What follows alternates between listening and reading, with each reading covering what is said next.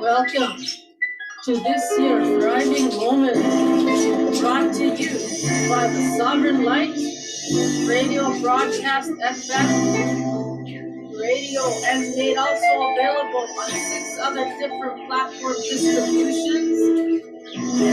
Live from North York, Ontario, Canada, I am your hostess, Reverend Maria Arvanites, and straight out of Baltimore, Maryland, Doctor, very special guest, Dr. Susan Shumsky.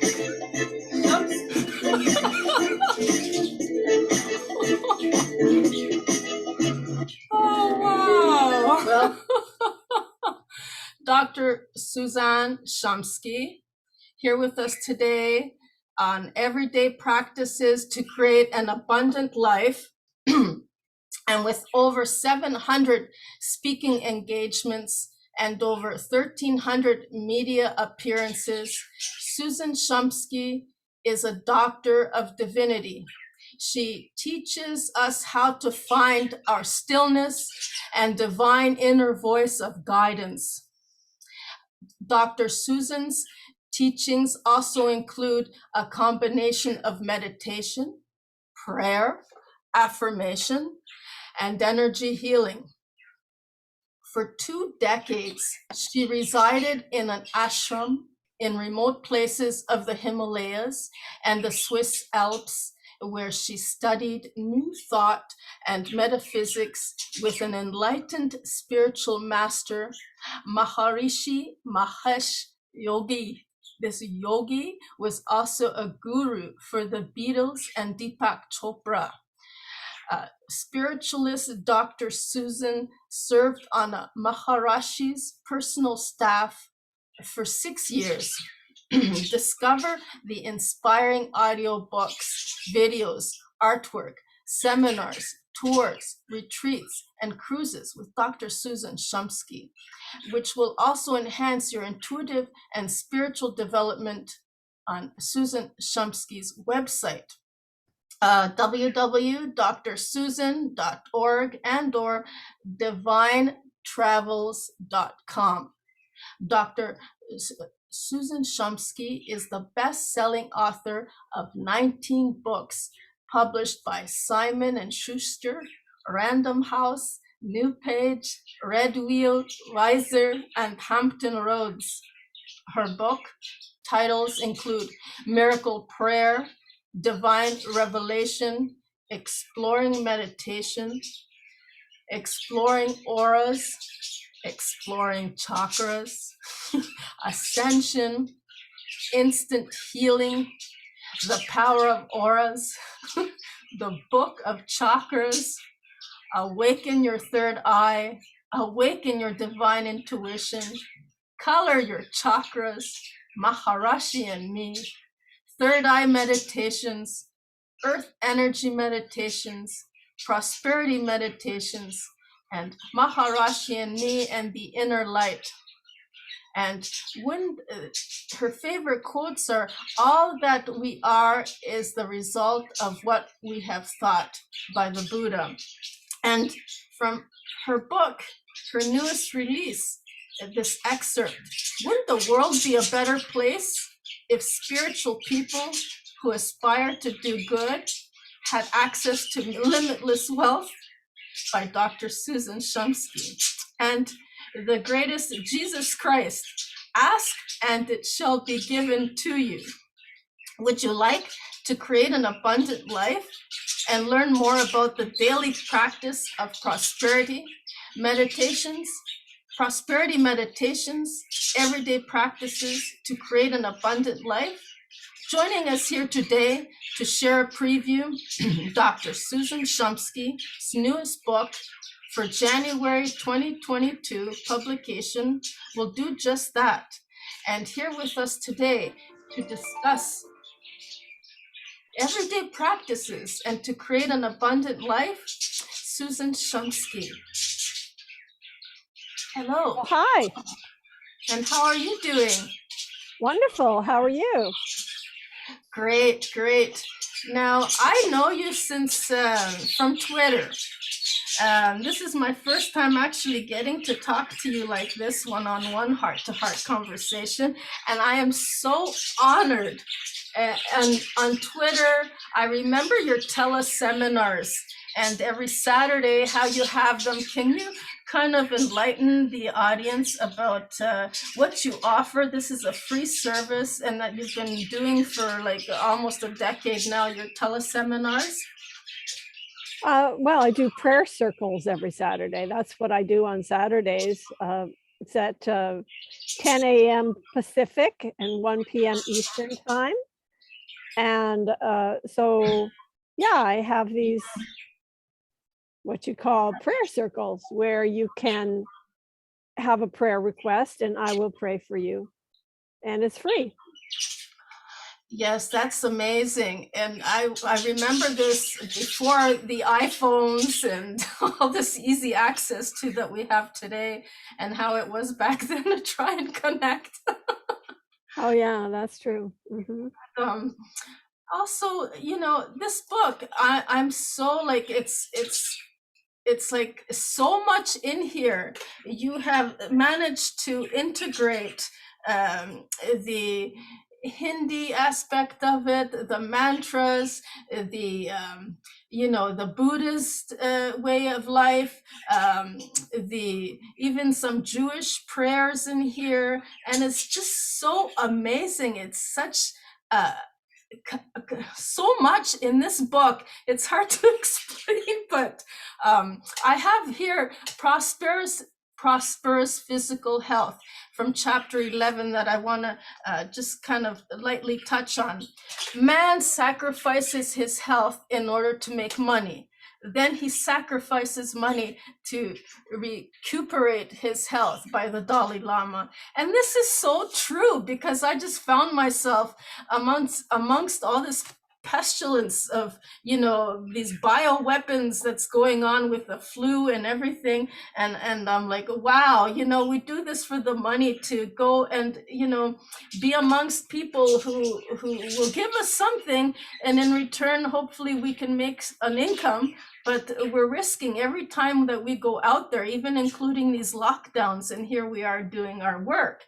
And so yes, it kind of amazes me how we risk our health, and how our happiness is so closely tied and linked to our health, and our wealth is in our health. And when we're healthy, we're happy, and so when we're happy and healthy, then we can start thinking about relationships and love and engagements with others, and forming these kind of relationships that you have all in this book. It's really amazing, Dr. Shumsky. Well, thank you. And I think the book it covers many, many different areas of life, how to be prosperous and abundant in all areas of life, not just money, but also health, happiness, relationships, even world issues, world peace. All of that is tied into prosperity, or living an abundant life, shall we say. Yes, and I remember what you taught me, and I put it into practice, and it really made a big difference in my life. Is you taught me, this was way back 7 years ago, that I put into practice. Right up until today, I'm still practicing it. Okay, so you don't have all the billions, but what if you did have all the money in the world? What would you be doing? Do it anyways. I've been doing that. Exactly. And so each step of the way, and then I get more on my every step that I take forward, I'm enlightened some more about what to do next. And like you're saying, money is a tool, and without the driver, what good is it, right? Exactly. Money is, it's like a big point. It's like people get all tied up and twisted in a knot over money. But money, and people also think that money is evil, that money is bad, that money is not spiritual. All these ideas about money, really erroneous ideas about money. The reality is money is nothing more than a tool to exchange goods and services. That's really all it is. There's nothing evil or not evil, or it's neutral, really. Money is just a tool that we use in order to operate in the world. If we have more money, then we have more ability to operate in the world more efficiently. So obviously, if spiritual people would have more money, if spiritual people who want to do good would have more money, then more good would come into the world. So it's not a good idea for spiritual people to think that they should be poor, because it's not going to help them to be effective in the world. We want spiritual people to have great wealth so that they can be most effective in the world. So now, even though I have put it into practice, and I'm thinking now backwards a little bit. So you are the driver, and let's say there's no money there. So you keep driving anyway. So this is what I've been doing. I've been driving without the money. But it's just, my thing is I don't really know how to make the money, but I just keep going. That's right. You just keep going. Yeah.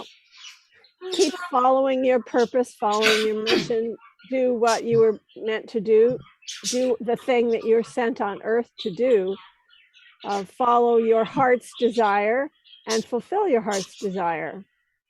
That's right. I truly believe in that.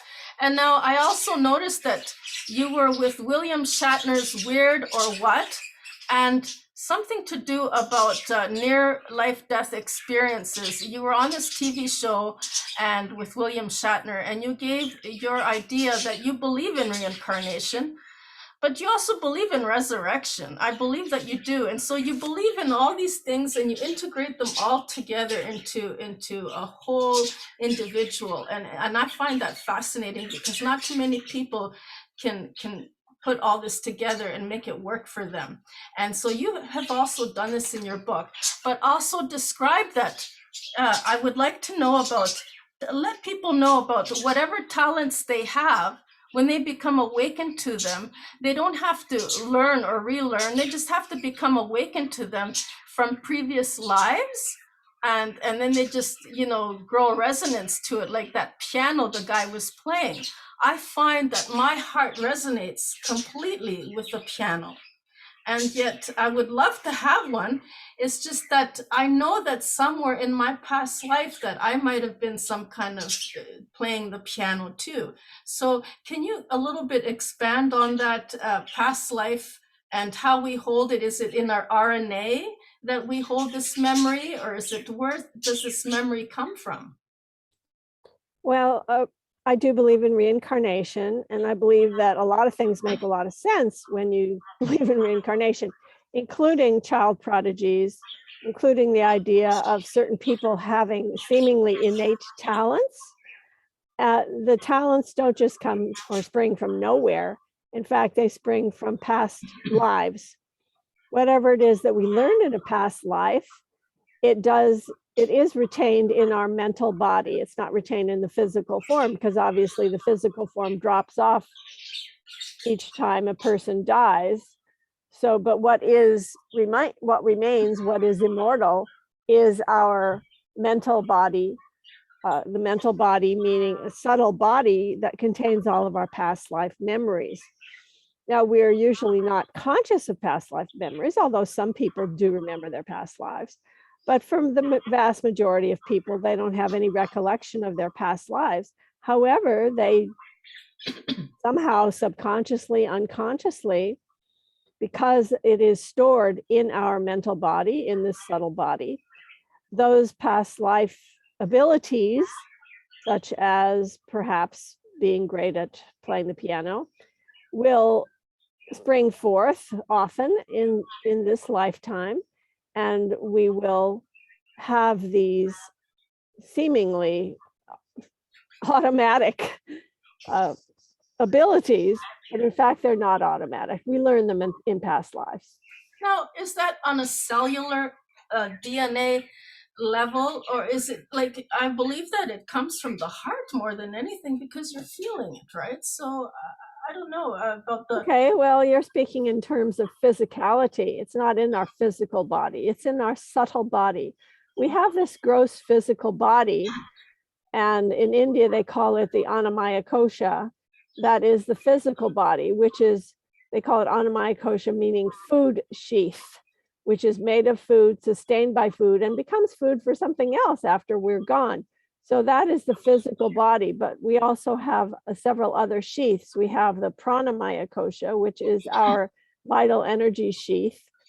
We have the Manamaya Kosha, which is your mental, emotional body. We have the Vijnanamaya Kosha, which is your intellect and ego body. And we have the Anandamaya Kosha, which is your causal body.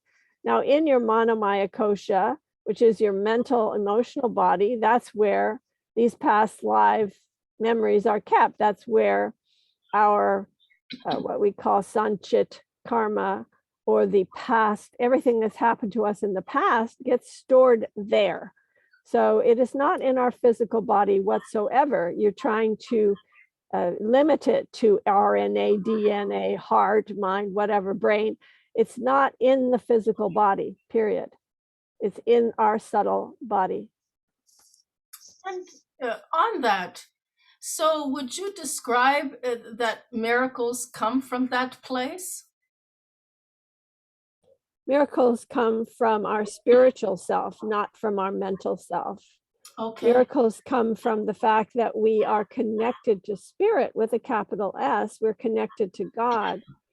So what we call miracles really should be everyday happenings. In fact, if we are connected to spirit, then seeming miracles happen on a daily basis. And in fact, if we would really look at our life, miracles are happening all the time, in every moment, from the moment we arise to the moment we go to bed every day. We are in this miraculous world. If we look around us, there's beauty everywhere.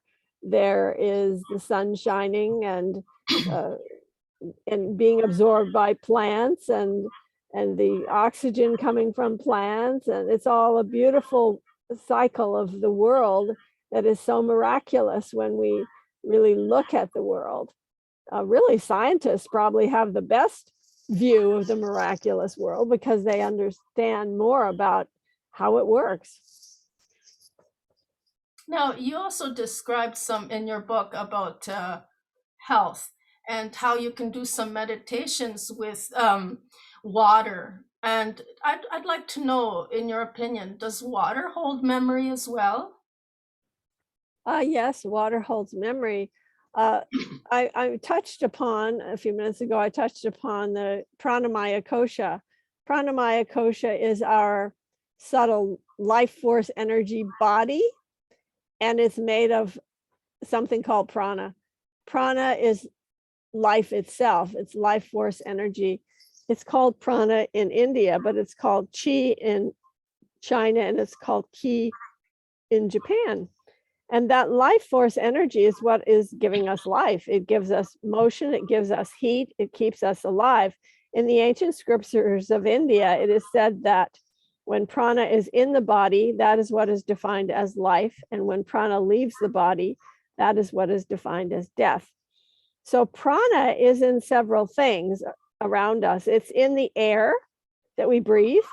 It's in water, the water that we drink, the water that we bathe in, the water that we swim in. It is in food, when the food is chewed until it becomes liquid. Prana is in that food. And prana is also in the mind. So the mental activity is also prana. So prana is what gives us life. And yes, water is one of the things that contains prana. And so when we drink water, when we swim in water, when we bathe in water, we are imbibing prana, or life force energy. Now, is this anything to do with what manifestation or alchemy is about as well? Is this how we learn about alchemy? from one to the other, like you're saying, a fruit, and we chew on it till it becomes liquid form, and then we pick up the prana from that. I'm just referring to one excerpt from your book. Is that anything to do with alchemy and manifestation? Well, alchemy is simply just means changing from one state to another. So yeah, that's has to do with alchemy.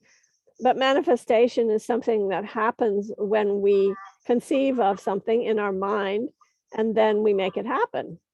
And in fact, we're doing that moment by moment every day. Every day we are creating. There's a quote that you said earlier when you introduced me. There's a quote from Buddha that says, all that we are is the result of what we have thought. So all that we are, everything that happens to us, is a result of, first of all, it's a thought. It's a thought made manifest on earth. So we are continually creating our destiny moment by moment, day by day, with every thought we think, with every word we speak, and every deed that we do. We are creating our reality moment by moment through every thought, word, and deed. And so we're creating our own destiny. We are creating our own future ourselves. In fact, nothing ever happens to us. We only happen to ourselves. So we are the creator. In fact, we're the actor in the play, but we also write the script. We're the director, we're the actor, we're everything. I so believe in that. Yes, absolutely. And that is the electrical part of it. But we have to also feel it so that we can bring it to us, the magnetism aspect of it, right? Yes, it is through, often if you want to create something in your life, it's important not only to imagine it, but also to feel how it feels to be in that manifestation, whatever it is, the manifestation we're trying to create. That is another aspect of alchemy, mental alchemy, or creating our destiny. Can you describe, though, when we actually feel something, but we can't make any sense of it, and it actually overwhelms us to kind of make sense of it, but we're feeling the connection of another person, and we're really feeling it so much on the ethereal level, on a soulful level, and yet it doesn't make any sense, and we become overwhelmed by it. And then our thoughts just kind of deteriorate the whole aspect of it happening. I don't know, but can you kind of help me with that? Well, we have connections with people from past lives. And often when we meet somebody, we immediately recognize them. We don't know why, because we don't remember the past life. But in fact, we've had a long history with this person from past lives. So that's why people have like love at first sight, or they have an instant connection with someone. And it really makes sense when you believe in reincarnation, because obviously we are traveling down this road of life with people that we have been with from past lives. We are born into a family, and those family members are people that we have traveled with throughout the ages for many lifetimes. It's mind blowing. And with your book's agenda on how to bring about meditation together with intention, visualization, affirmation, mantra, and goal setting practices, what kind of activity can make us wealthy to engage with for extraordinary results? Well, yeah, the book Prosperity Meditations that we're talking about today has a lot of different exercises and ways that you can manifest the things that you wish to manifest in your life. And one of the practices that I do recommend is vision boards or vision scrapbooks, where you rifle through magazines or you look on the internet and find images of things that you want to manifest. And then you either paste them onto a board, onto a cardboard, or you actually make a scrapbook with each page in the scrapbook designating a different thing you want to manifest. For example, one page might be about health, another page about relationships, another page about money, another page about the home you want to live in, and so on. So looking through the magazines or finding on the internet these images and then pasting them, and then writing some affirmations on the page or cutting out some phrases from magazines or words from magazines that will inspire you. You can also place a picture of your higher power, whatever you believe in, onto the top of the page, and maybe draw some rays coming from the top from your higher power onto the thing you want to manifest. You could use, for example, magic marker, golden, or some color that seems to represent spirituality, or green representing money, so on. So they're like artistic creations. And then when you look at them on a daily basis and you say the affirmations that are on that vision board or vision scrapbook, that helps to keep the focus in your mind. Really, all it's doing is helping you to focus on the thing you want to manifest. And so it helps you to create that in your life. Wow. So what is the difference between a mantra and or an affirmation? Because I know you describe everything in this book. Right. So yeah, once again, Prosperity Meditations is the book. And a mantra is a Sanskrit word or a group of words. It can be, often it's an invocation of a deity, really, is what it is. But affirmations really are the same as mantras. Affirmations are phrases, words or phrases to help you to manifest the thing that's in your heart, manifest your heart's desire, or to give you an instant lift or instant healing. So, for example, you might say an affirmation such as, I am filled with divine light, divine love, and divine power. Or I am happy, I am healthy, I am joyous, I am fulfilled. So these kind of I am statements will give you an instant lift, will make you feel better, transform you instantly, and help you to change in whatever way you want to change. So affirmations are so powerful, and mantras are just traditional words and phrases in Sanskrit that have a similar effect. So how is prayer any different from affirmations? Prayer is no different from affirmations.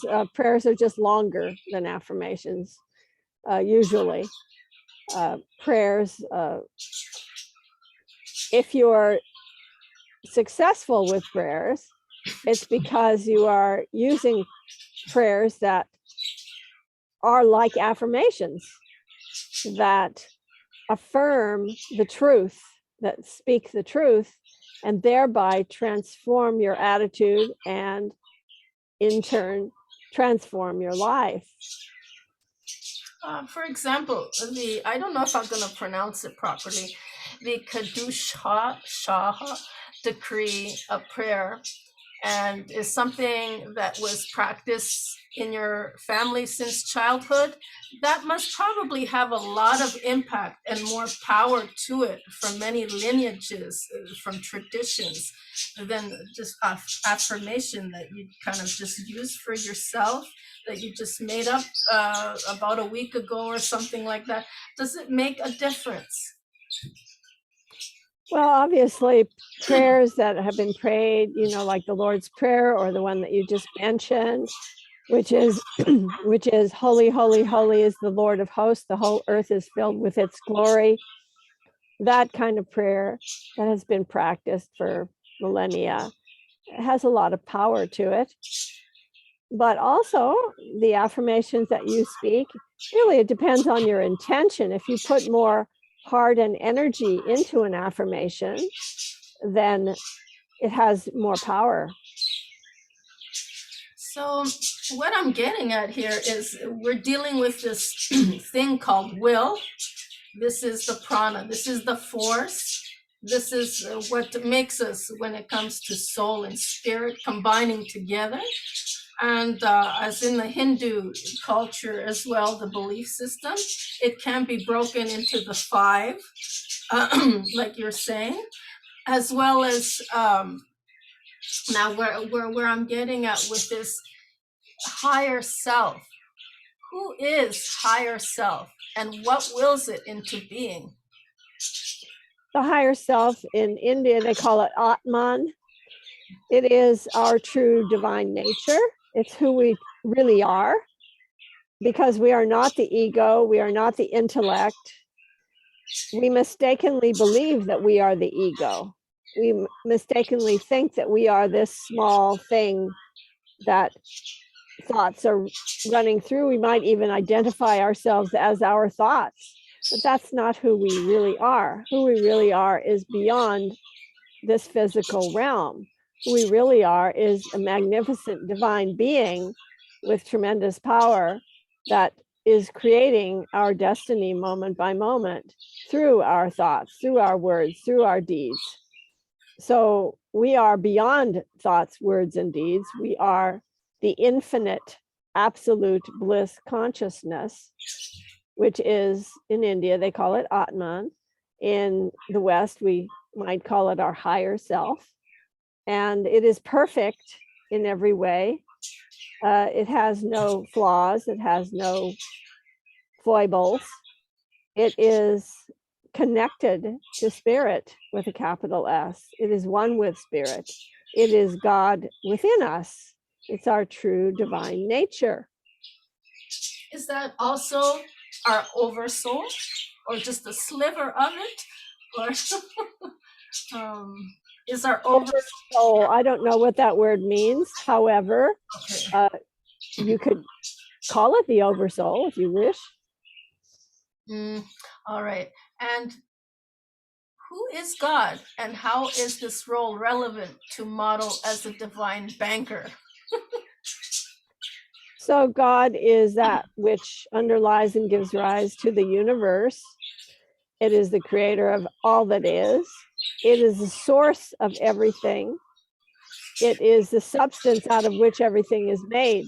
Therefore, you might call it the divine banker, because it is the source of everything.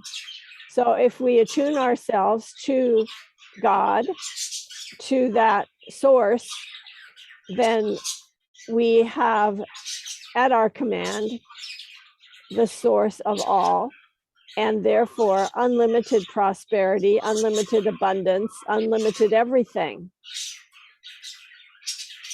So does purpose create the path, or a divine plan,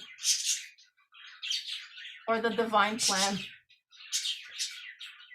Purpose means that which we came on earth to do. It is our mission. It is the heart's desire that we came on earth to fulfill.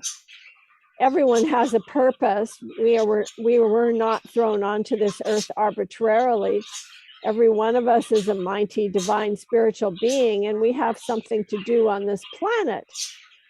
So one way to get in touch with what that purpose and mission is to remember what it was that we always wanted to do as a child. For example, our heartfelt desires.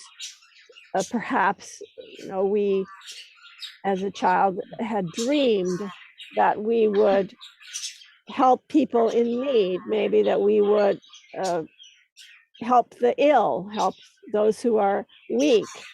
So in that heartfelt desire, then we grow up and we become a nurse or a doctor or a social worker or somebody who is a chaplain, for example. So we follow that heart's desire, and that is our purpose. That's our mission. And every one of us has one. So in my book, Prosperity Meditations, I have several exercises to help you to discover your true purpose and also to manifest it. make it happen on the earth plane. Amazing. So you came from a family background where I believe your father was a surgeon. Now, what prompted you to find your purpose, and how did you go about actually becoming who you are today? Was it your family? Did it have anything to do with your father or mother? Well, I suppose everything has to do with our father and mother. My Okay. father was a very charitable person. He never once sent out a medical bill his entire time he practiced medicine. He just assumed that if people could afford to pay for his services, that they would pay. It was a different era, you have to understand. This was the first part of the 20th century. It's not like that anymore. Today, it's all about insurance and it's all about control. I don't even want to get into what it is with the health services today. But when my dad was practicing medicine, he practiced it from the heart. He did it as a service to people. It was his mission. It was his soul calling. I'm not saying that it isn't true for doctors today. It still is true for doctors today, especially during the pandemic, where so many demands are made upon them to have to deal with environments that are not only dangerous, but also crowded and very difficult to deal with. So fulfilling your purpose in the medical field at this point is very challenging. But as my role model, certainly my father was a fantastic role model for having a charitable way of living in the world and for doing good for other people.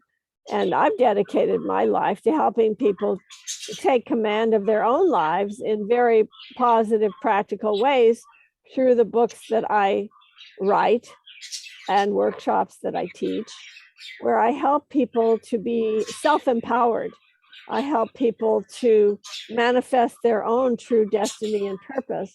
And this book, Prosperity Meditations, is a great example of my service to help people to better themselves, to fulfill their destiny, to manifest that which they came on earth to do, to live a truly abundant life.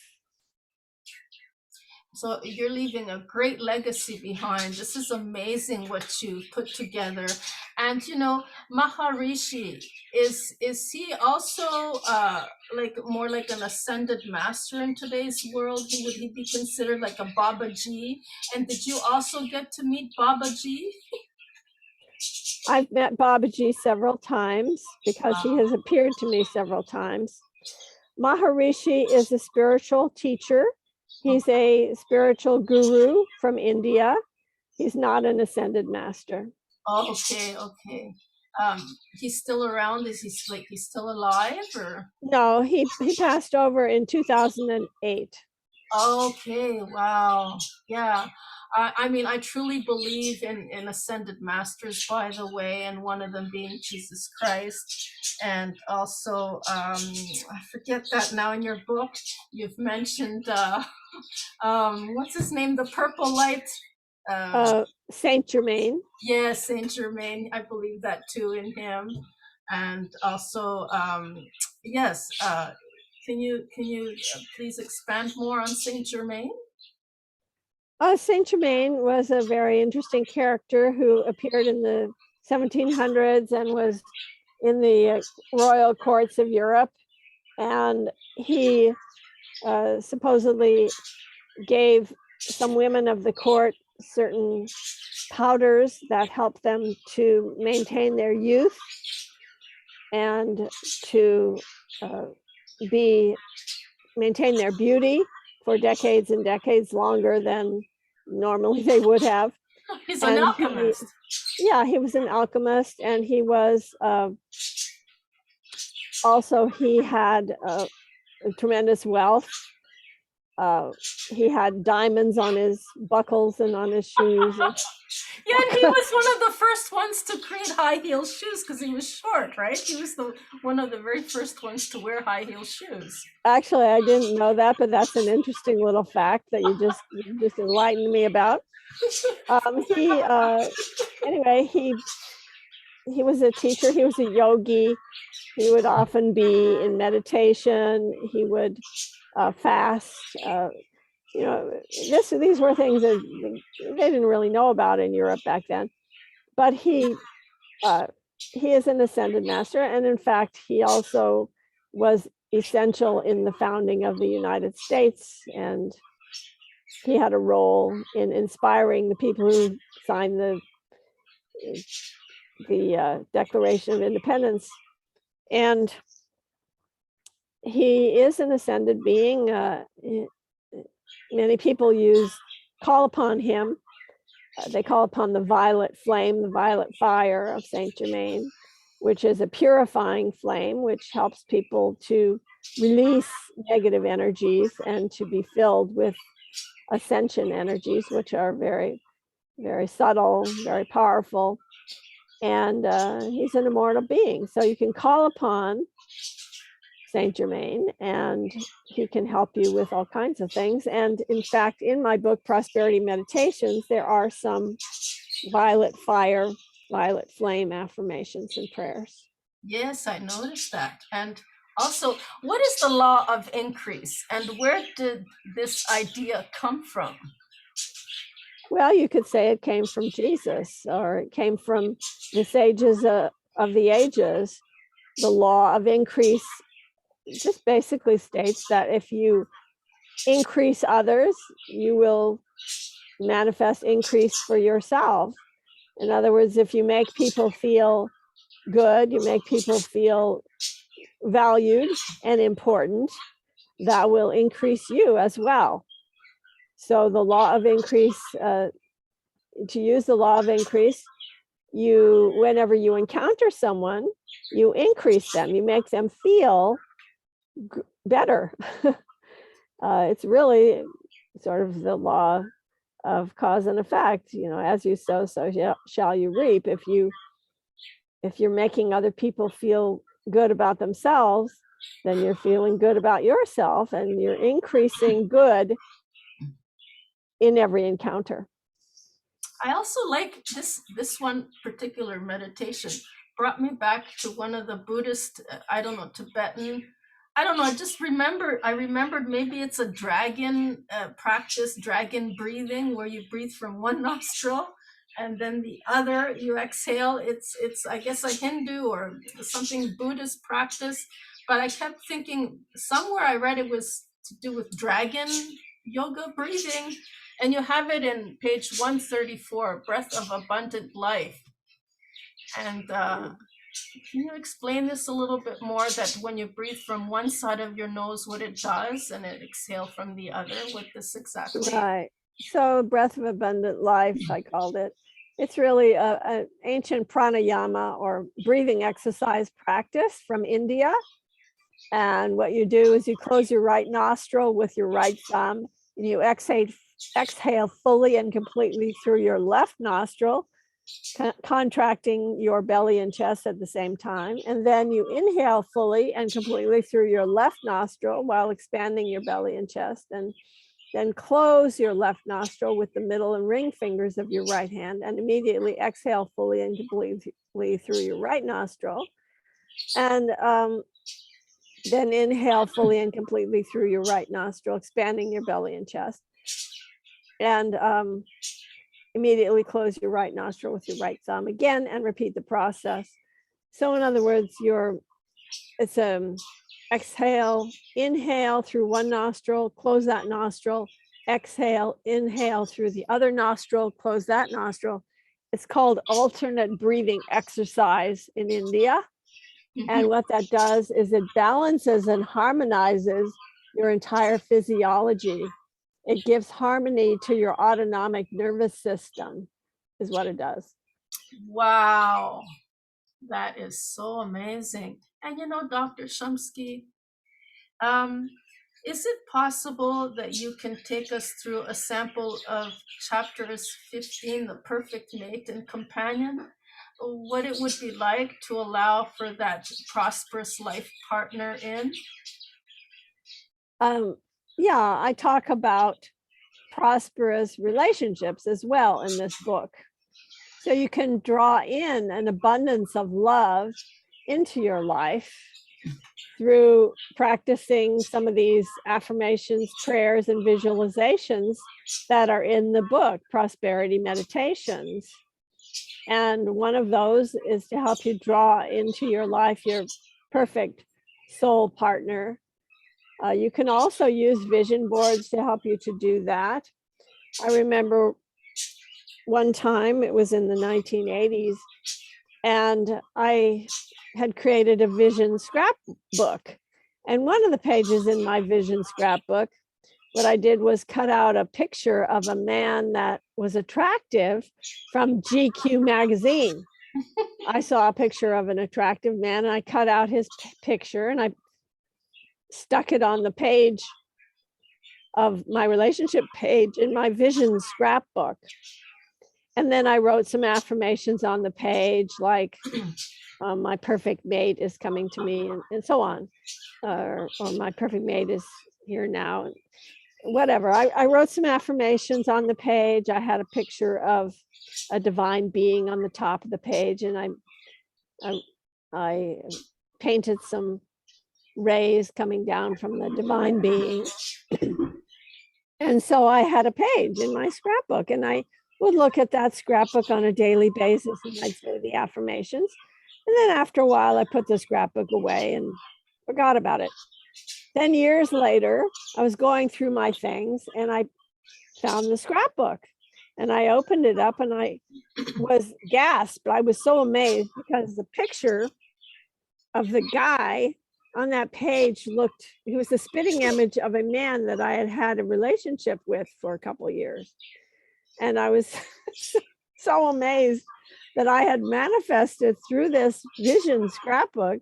I'd manifested this exact, or, somebody that looked like this person.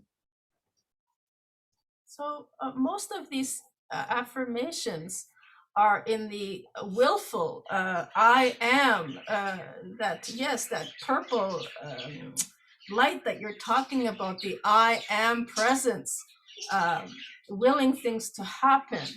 Now, how do you do this without kind of forcing your will on, when it comes to this? And how do you do it to allow that perfect mate in?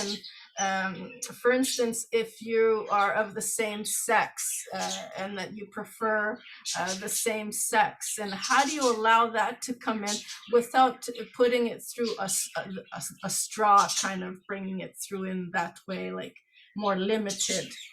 How do you actually do that? Bring in that partner? Yeah, Reverend Maria, I'm glad that you brought that up, because it's important that whenever we pray or we use affirmations, that we don't step on other people's will. Right. It's important that we give people free will and that we are manifesting from that divine source from which all manifestation comes. So rather than stating somebody's name in your affirmation, you are being open to receive your good through whatever means Spirit is going to bring that to you. So in other words, you're not saying, I am married to John Smith. You're saying, I am married to my perfect divine companion who is perfect for me in every way, physically, mentally, spiritually, emotionally, and who has compatible likes, interests, appetites, desires, and purpose. In other words, you're defining the person who you're bringing into your life, but you're not stating the name of the person. So it's not through that narrow straw perspective, Right. The infinite possibilities and probabilities on a quantum level that do exist on many, many different realities that we Right. bring in just by our raising our frequency.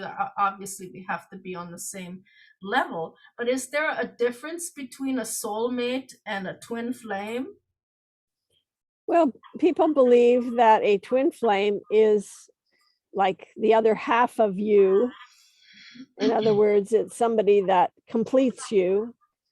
And a soulmate, people usually define that as somebody that you have been with as a friend, companion, or a family member throughout many, many, many lifetimes. So you would have many different soulmates, but you would have only one twin flame.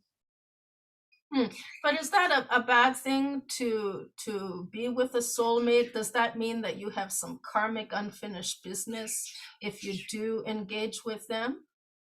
Well, just about everybody in your life you have karmic unfinished business with, or they wouldn't be in your life. Okay.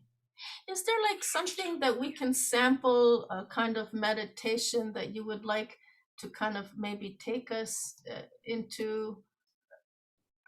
Sure, let's take one from the book. Okay. Okay, let's do an affirmation, abundant life affirmation. I am come that I might have life and that I might have it more abundantly. I am the resurrection and the life. I continually bathe in the limitless fountainhead of God's life-giving, vitalizing energy. I am the eternal life that God is. I bless my body and I love every cell. Thank you, God, and so it is. So it is. Wow. That was from the chapter Unlimited Health. Yes, yes, I kind of need this right now, right? Because you have to be healthy, the most important thing. Otherwise, when you're healthy, you're happy. When you're happy, you're healthy. Your wealth is in your health, and then you can start looking for relationships, or rather, be open to them, right? Right. And now I'll say another affirmation. It's called Unlimited Optimism. And it's from my chapter, Prosperous Mental Health. And this is something we all need right now with the pandemic, which has really deteriorated our mental health throughout the last couple of years. So here's one called Unlimited Optimism. My life is filled with light. My life is filled with joy. I am a radiant light being. I am happy and fulfilled. I give gratitude and thanksgiving for all the blessings I receive daily. I always see the bright side of life. I see miracles in every moment. I see the best in everything and everyone. I see the universe as a benevolent place. I am safe and secure. I always look for positive solutions. My mind is an infinite wellspring of creativity. The answer to everything is within me. I am at peace. Thank you, God, and so it is. Wow. Absolutely amazing. I'm feeling it. Oh, it's so good. It's very empowering. It is. All of these things in this book are very, very empowering. Prosperity Meditations is the book. Yes. I don't know if there's, yes. Are you planning on making an audio book, an audio version of this book as well? Because I know you have a few audio books. I do have audio books. I'm assuming that the publisher is going to do a audio version, but I can't guarantee it because it's not yet on the Amazon website, so I don't know. You know, I just really love, you have some of these mantras here. I don't know, just out of nowhere, just Kamadev Vashikaran mantra. What was this? Just kind of out of nowhere. Okay, so I can read this. Devaya Vidmahe Vishu. Yes. Vidmahe. All of a sudden, I just blanked on it. Om Namo Bhagavate Kam Devaya Shrim. All right. Sarvajan Bregaya Sarvajan Samohana Jival Prajval Han Vad Tap Samohe Sajanan Me Vashan Kuru Shvaha. You know what? Shreem, that's one of my budgies' names. Okay. Yeah, that's why I said, oh, Shreem, right? Shreem's in here. Oh, yeah. Namo Bhagavate Kam Devai Shreem Sar Jan Pride. Well, forget it. I can't. I'm not that good at it. But in the book, Yes. what I do is I provide these mantras that you can say, and you can also say them in English, for example. So, for example, Kamdev Gayatri Mantra, which is to boost self-love and self-confidence. Kling Kamadevaya Vidmahe Pushpabanaya Dhimhi Tano Ananga Prachodayat. So that one, for example, the translation, I meditate on Kamadeva. So you don't have to say it in Sanskrit. You can just say, I meditate on Kamadeva, master of the senses who wields arrows of flowers. May that Ananga grant me higher intellect and illuminate my mind. So not only do I provide the Sanskrit, but also the English. So you can say it in English. You don't have to try to say it in Sanskrit and kind of mess it up. And you light a candle. One particular one goes like this. Kling, Kamadevaya Vidmahe, Pushpabanaya Dhimahi, Tano Ananga Prachodayat. Oh, wow. Yes. I kind of remember hearing this in music, on YouTube where I play these mantras because I'm so much into it. Yeah. The puja, lighting that. And yes, I've been to a few places like this. And yeah, it's so helpful because I believe it's tied into many lineages. And now, yeah, and also in the book, Prosperity Meditations, not only do I provide the English translations, I also tell you where to find it on the internet so that you can hear the proper pronunciation. So, for example, the one that I just chanted, yes, it tells you where to find it on the Kamdev, on the Rajashri Soul YouTube channel. And so it's spelled out there exactly where you can find it on the internet. So you can listen to it on a YouTube channel. Oh, wow. It's just so much here. Yeah. Folks, if you want any more of this, just Google Susan Shumsky, SUSANSHUMSKY, and you will find everything about her, Dr. Susan Shumsky, and DrSusan.org. She's also on Facebook, on Twitter. I will post everything down below on the radio station, and with your approval, maybe I can even post this on a YouTube channel as well, like what we have going. If that's okay with you at some point in time. Sure. Yeah. Of course. You can Okay. post it on YouTube.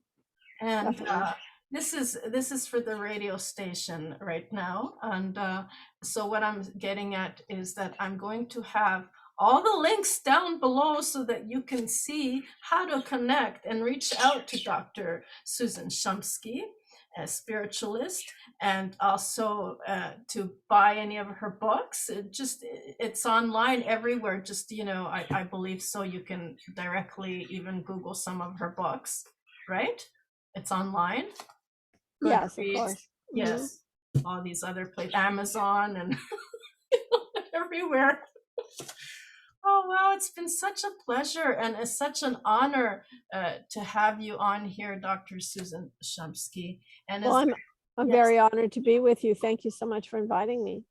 Is there anything in closing that you would like for us to take with us to know? Well, you have complete control of your own life. There's no one else that is creating your life for you. You're creating it for yourself. So you have the power within you to manifest your heart's desires, to manifest whatever it is you wish to manifest in your life. So allow yourself to be that powerful divine spiritual being that you already are. Don't shortchange yourself. Don't cut yourself short. Manifest that which is truly that which you truly desire to manifest, and live your best life. Live the life worth living, the life divine. Thank you so very much, Dr. Susan Shumsky. Thank you. Thank you, Reverend Maria. Thanks so much for inviting me.